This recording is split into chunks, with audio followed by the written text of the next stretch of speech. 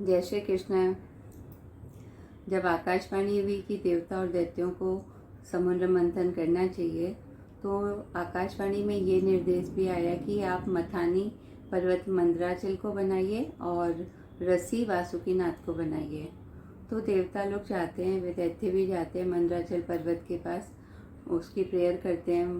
पर्वतराज मनुष्य के रूप में आते हैं, पूछते हैं भाई मैं आपकी क्या सेवा कर सकता हूँ। तो बताते हैं अपना उद्देश्य। तो बोलते हैं ठीक है, लेकिन साथ में इंद्र से कहते हैं कि भाई आपने तो मेरे पर पहले ही काट दिए थे, मेरे पास पंख नहीं, अब मैं उड़ूंगा और जाऊंगा कैसे। तो बोलते हैं ठीक है, हम लोग उठा के ले जाते हैं। तो देवता और दैत्य पर्वत को उठाते हैं और उठाते ही वो पर्वत उनके हाथ से गिर जाता है, उसके नीचे ही वो लोग दब जाते हैं। सब गुस्सा भी होते हैं एक दूसरे पे, कोई की मृत्यु भी हो जाती है।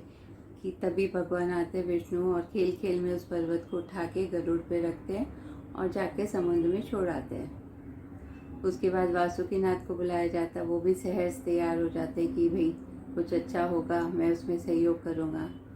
तो लेकिन तब तक वो पर्वत नीचे चला जाता है एकदम समुद्र के।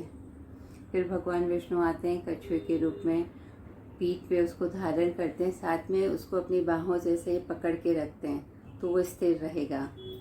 और उसके बाद वासुकीनाथ रस्सी बन के देवता और दैत्य बहुत जोर शोर से उत्साह के साथ समुद्र मंथन शुरू करते हैं। तो जब मंथन करते हैं तो सबसे पहले विष निकलता है।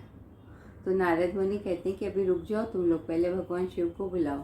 पर वो तो जोर शोर में उत्साह में किए जा रहे थे और विष इतना बढ़ गया था कि सबकी प्राणों पे संकट, सबके प्राणों पे संकट थे। प्लस अगर विष को नहीं रोका जाता तो फिर वो पूरे तीनों लोगों का ही नाश कर देता। तभी भगवान भोले बाबा प्रकट होते हैं और उस विष को ग्रहण करते हैं, उस विष को निर्मूल करते हैं, निर्दोष करते हैं।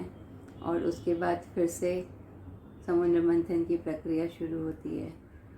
तो अब निकलती है बहुत सारी कामधेनु गाय और बहुत सारी उत्तम गायें, जिसमें सफ़ेद रंग की गाय, पीले रंग की गाय, लाल रंग की गाय, हरे रंग की गाय जो मैंने कभी नहीं सुनी वो भी निकलती है। तो वो जब बहुत सारी निकलती हैं तो ऋषि आते हैं और कहते हैं कि ये गायें हमें दे दीजिए। तो देवता और दैत्य उस सारी गायों का दान उनको कर देते हैं, ऋषियों को। फिर चंद्रमा निकलते हैं, उसके बाद बहुमूल्य रत्न निकलते हैं जो भगवान विष्णु को समर्पित किया जाता है उस रत्न को।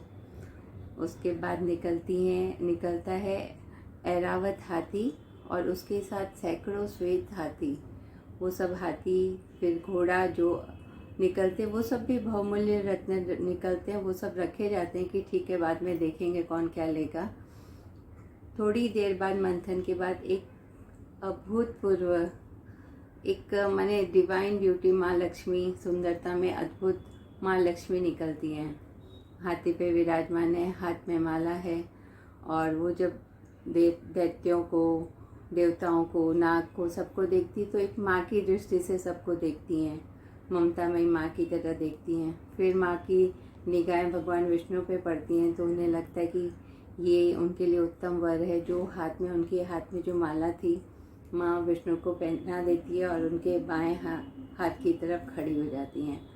और सब जन इस माने अद्भुत रूप के मालिक नारायण और माँ लक्ष्मी का सौंदर्य का, प्यार का, ममता का, दिव्य रूप का दर्शन करके देवता और दैत्य सब बड़े खुश होते हैं। और उसके बाद फिर से समुद्र मंथन करेंगे वो लोग, तो बहुत सारी रत्न वगैरह और निकलेंगे। तो उसके साथ क्या करते हैं देवता और दैत्य, इसकी वार्ता हम कल करेंगे। तब तक के लिए जय श्री कृष्ण, सबका मंगल हो।